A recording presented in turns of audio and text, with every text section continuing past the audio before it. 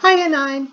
I know that this is technically Manhunt Lesson 2 because you have already done a bit of research on it and I've asked you to watch those YouTube videos, but I'm calling this lesson 1 because it's the first actual stream lesson. So today, like we did with The Wife in London, is all about understanding the poem and analysing the title. So starting off nice and straightforward, and we'll move on to analysis next lesson. Okay?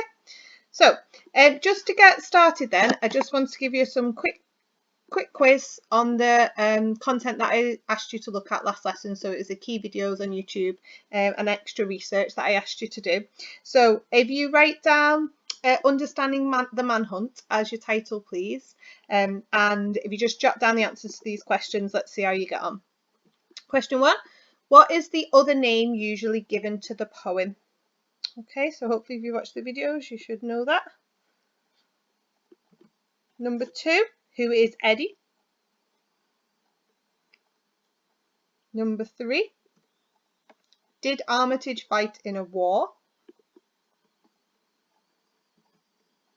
Number 4, whose perspective is the poem written from? Okay, so pause here if you need a bit more time on those questions. Okay, let's go through the answers. So question 1, it's also known as Laura's poem, and Laura is obviously the wife of Eddie, and Eddie is a peacekeeper who returned from the Bosnian conflict injured. Armitage has not fought in a war, and he says on the YouTube video, doesn't he, that he's never been anywhere near a war zone. I think he says that he doesn't think he'd be very good at it either. And as we know, the poem is written from the perspective of Laura, or Eddie's wife, and that's one of the key things that makes it very similar to A Wife in London, because once again we're hearing from the perspective of a wife.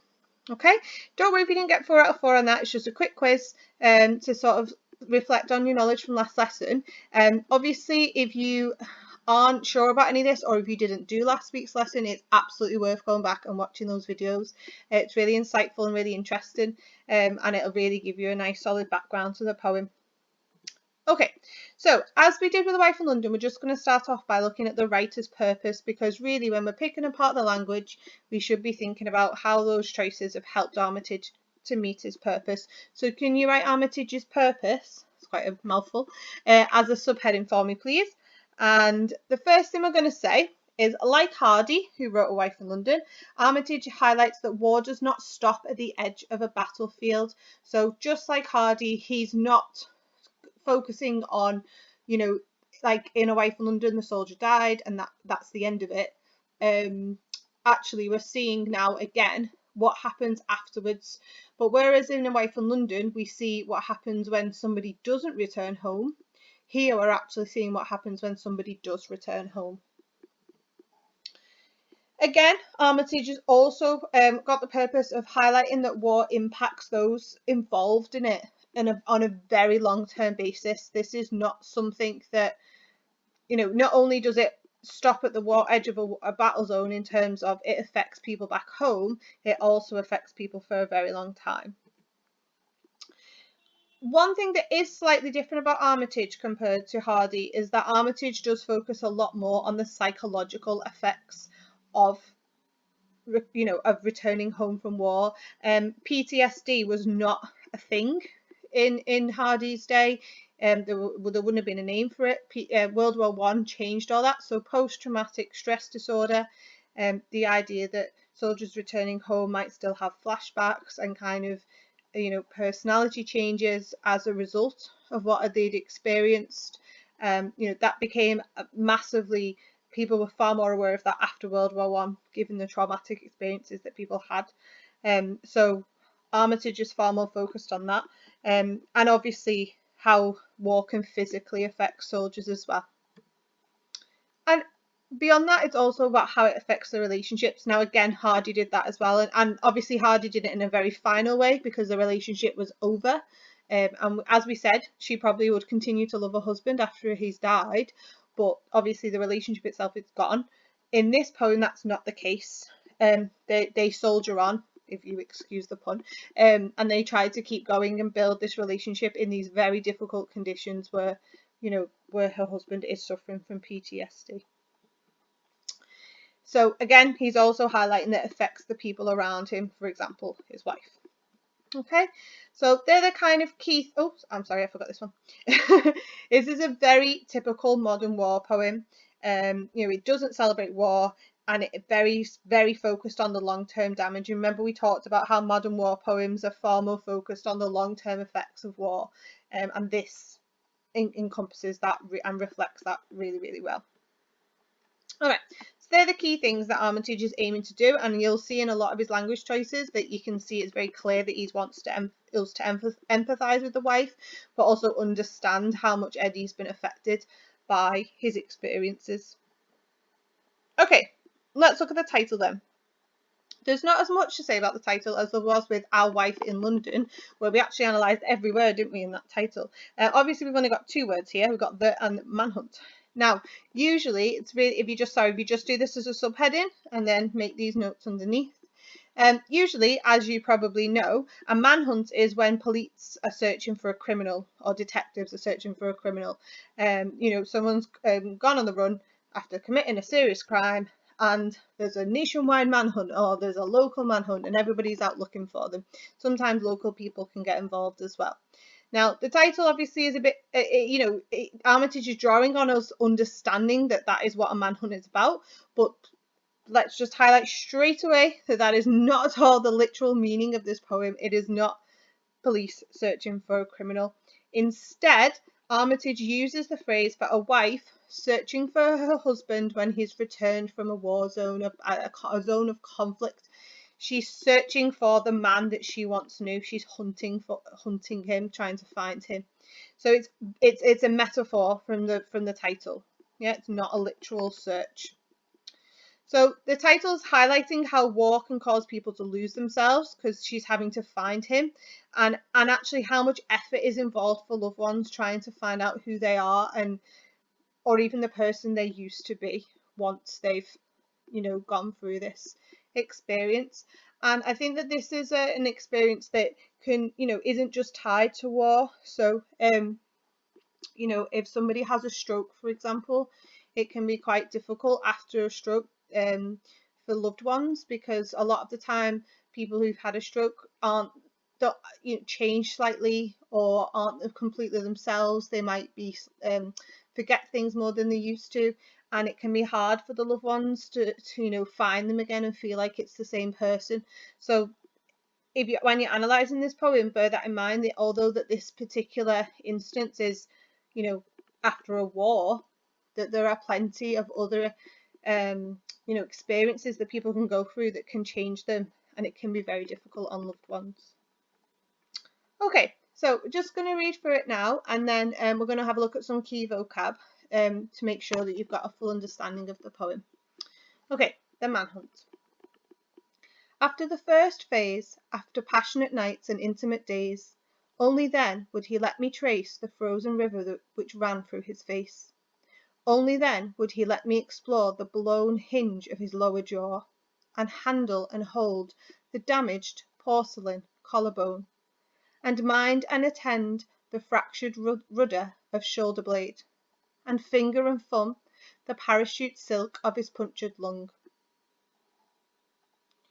Only then could I bind the struts and climb the rungs of his broken ribs, and feel the hurt of his grazed heart.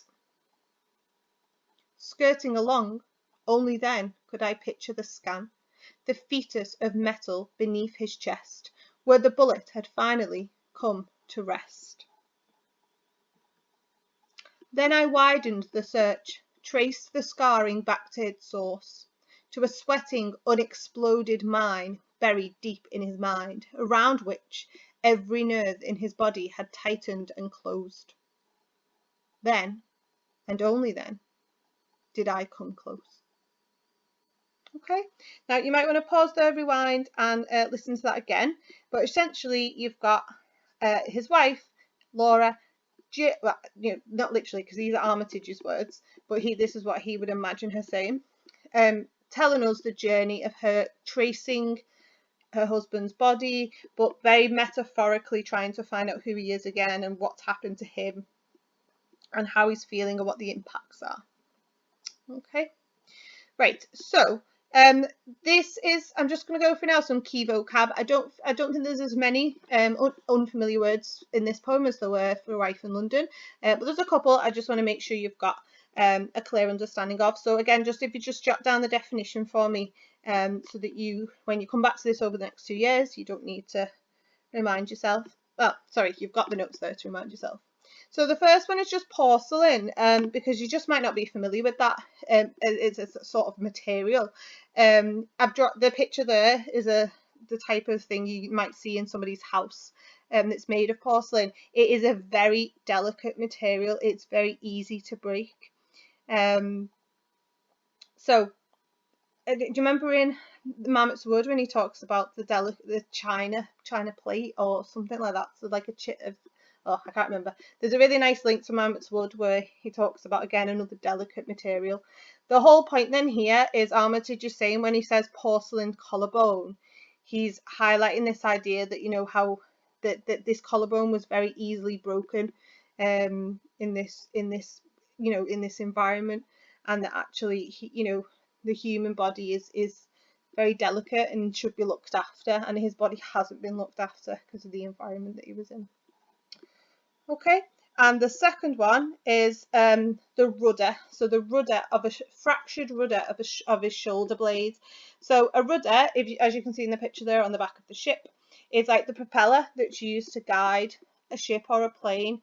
So it's this idea that you know, his shoulder blade, so you know, just at the back of his shoulder there, has been fractured, and as a result it's almost like he can't steer himself. So like, obviously, literally, if your shoulder blade was damaged, it'd be really hard for you to do anything with your arm, wouldn't it? And think of how many things that we need, you know, think of how much you need our arms. They're very useful, aren't they? But not only that, that sort of metaphorical idea that, you know, if the propeller's used to guide the ship and help the body to respond to directions, and helps the ship to respond to directions, and turn, then obviously we've got this idea that the man has lost a little bit of control of himself. He's, you know, it must be quite frustrating to want to go a certain way or do a certain thing, and not be able to, because his shoulder blade is damaged. Okay, and he can't direct himself. All right. I think that, oh no, one more. Rungs, yes, of course. So only then could she climb the rungs of his broken ribs. So rungs are, when you're on a ladder, it's the horizontal support on the ladder that you put your feet on as you climb up. So it's this idea of, you know, she's as if she's climbing up these horizontal slots up his broken ribs. Okay, so again, this is all metaphorical. She's not literally climbing up a ladder of his broken ribs, but it's as if she's climbing up those sections of his ribs, trying to find her way across his body, to get to his heart, which is obviously metaphorical for like his emotions and his spiritual state, etc. Okay, so not only that, we've also got this feeling of a journey, that she's climbing up rungs, like she's going up a ladder, which obviously builds on the title of the Manhunt. Okay. Right, so last kind of key thing for today's lesson is for me to just go through what actually happens in the poem. So in this first section here, down to sort of the porcelain collarbone, again, if you can just make notes on this in order for me, please. We have got, firstly, in the first couplet, so a couplet is a group of 2 lines, we can see that when he first came home, after the first phase, after passionate nights and intimate days, they had like this overwhelming passion for each other. They hadn't seen each other for so long. They were really excited to see each other, and obviously they had some passionate days and nights, and they felt very intimate. And I think that's quite common, if you have ever experienced or watched anything else about people returning from war, or, you know, from a long time away from each other. But then once that settled down, once kind of that had passed, it you know, then you've got the more difficult journey of actually rediscovering each other again in a more long-term way. Now, what's important here is, do you see on the 3rd line where Armitage says, only then would he let me trace the frozen river? etc. And he repeats that, only then, only then. Now, what's important to think about here is that only once they'd connected physically in those passionate days and nights did he let her investigate anything else about him. And there's a sense that because of the phrase only then, if they hadn't been able to reconnect physically on that kind of more like primal level, where there was just like an instinctive desire to be together, if they hadn't had that, then he might not have ever trusted her to be able to trace his injuries and find out what the conflict has done to him. So there's this sense there that Armitage is really highlighting how much you need that physical connection with somebody sometimes before you can let them in at a deeper level. In this case anyway, not saying that that's always the case. Okay, so just to recap, it's only once they've connected physically he lets her investigate what the conflict has done. And of course, for the rest of this section, she's tracing his face in the frozen river as a scar. And we'll come to that when we do some analysis. She's then gone down to the blown hinge of his lower jaw, where his ginger's, where his jaw's been damaged. And then she's handling and gently holding his collarbone. So can you see how she starts off in his face? She's gone down to his jaw, she's gone down to his collarbone. Okay, so she's on a journey in order. It's all very methodical, isn't it? As if she's taking her time and she's really searching for him. So she then takes us on a journey, and she takes us through all the stages of the journey as she explores her husband's body. So she's gone down to the collarbone, she then goes down to the shoulder blade, then she's moving down to his lungs, his ribs, his heart, and then as we'll see in a second about the fetus and the bullet. So we've taken the journey down now. We've started in the face, we've gone down to the heart, and remember this is both literal and metaphorical. She's trying to work out who he is now, and she's tracing his physical being. And finally, towards the end of this section, we learn that he was shot because we have a fetus of metal beneath his chest, where the bullet had finally come to rest. So we realise that he's obviously a bullet has entered into his body, and it stayed in his chest. Okay. Sorry, obviously not forever, but on the scan, she was able to see the image of this bullet in his chest. So the wife's trying to understand, she's trying to piece everything together by journeying everything together. And you can see that, she gets to his heart, and only then can she picture the scan and the fetus of metal and see that bullet in his chest, and what that must have done to him. Okay, and then for the last section, Armitage carries on with the idea of a manhunt as she searches wider. So that phrase is a really nice builds on the title really well. She's widening the search now. So now she's found this bullet, she's trying to now trace all of this scarring back to its source. She's trying to understand the psychological impact of what's happened to her husband, but also where has all of this, the injury that's been done to him is not just physical, it's also his mental experience, and his personality's changed. Do you remember, and from the video, his tendency towards anger and outbursts that she couldn't necessarily understand or control or even help him through. And this is all symbolized by this unexploded mine that's buried deep in his mind. So he's got this, as if he's got literally this like a mine that could blow up at any time, that the war's given him. And that's the source of all of this. The source of him feeling differently and acting differently is this fact that he's come home with this metaphorical mine in his head that could blow up at any time. That's his PTSD. That's his kind of experiences manifesting in this really sort of negative way. And as it says, around every nerve in his body is tightened and closed around this. So how can she get to it? How can she help him? How can she release him from that when everything in his body is tightened and closed around it? And it's almost like his body's protecting it, and he's not sure how to get rid of it either. Yeah. And that's obviously a very dangerous thing to have inside your body, like an unexploded mind, and it's in his mind as well, which is obviously going to govern his thoughts and obviously his actions. So it's a very, very sort of powerful image, and we'll talk about a lot more when we do our analysis lesson.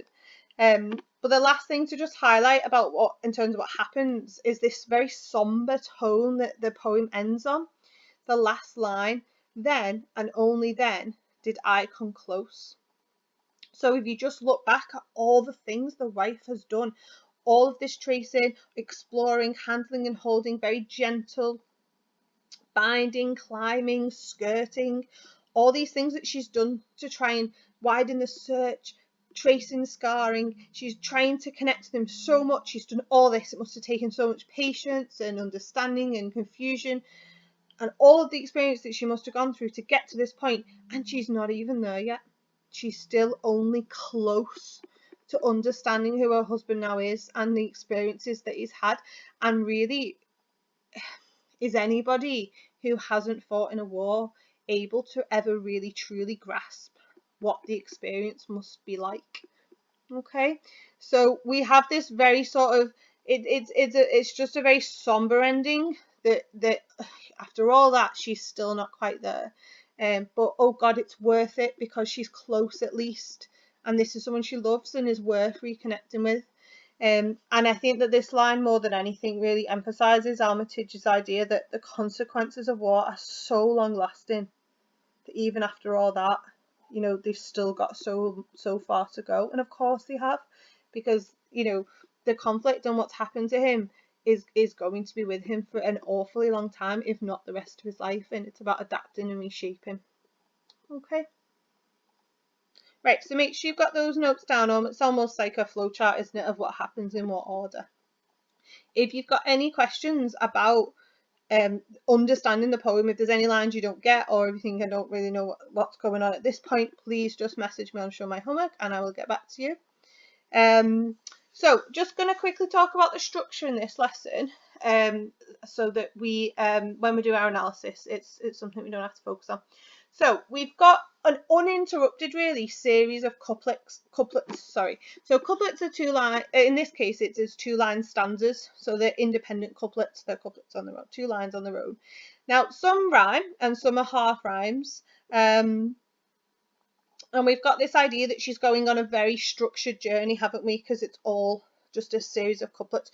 She is taking her time. Yeah.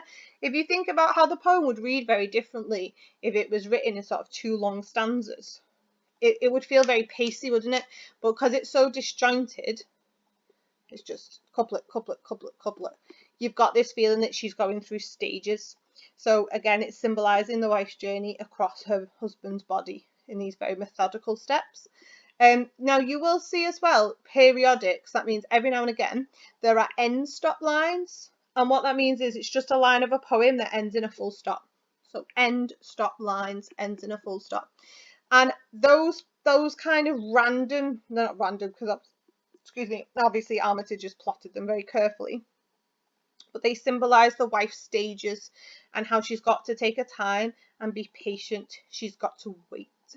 Yeah, there's got to be pauses. I've got this far over this week. I need to back off now, give him some space. You know, that kind of starting and stopping process that she's had to go through.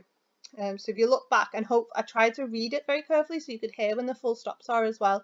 So if you go back and listen, hopefully you can hear there are very significant pauses created by these end stop lines. Okay. Right, what I'd like you to do now is on Show My Homework, there is a quiz, as you should have already seen. So I'd just like you to go on and complete the quiz now for me so I can check your understanding of this poem. And tomorrow we will move on to analysis. Okay, thanks very much, guys. Take care.